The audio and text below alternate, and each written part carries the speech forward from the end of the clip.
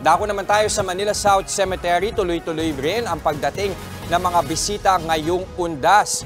Para sa ibang detalye, nagbabalita live mula sa Manila South Cemetery si Ian Suyu. Ian, kamusta na ang sitwasyon dyan?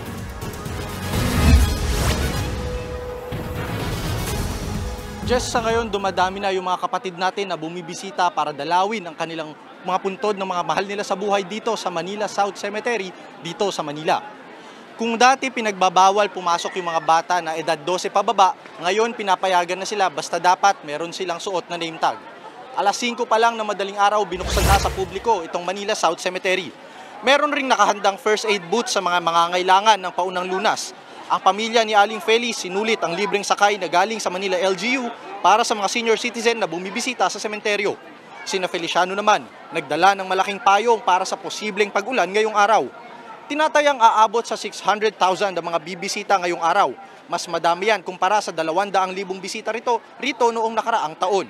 Kumpiyansa naman ang Manila Cemetery sa seguridad sa lugar ngayon. Sa loob ng sementeryo, nagbabantay ang mahigit 100 pulis Maynila at force multipliers, habang nasa labas naman nakatalaga ang mga pulis Makati.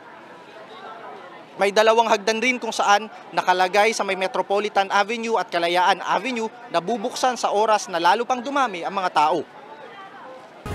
Nag-uulat mula sa Manila South Cemetery, Ian Suyu.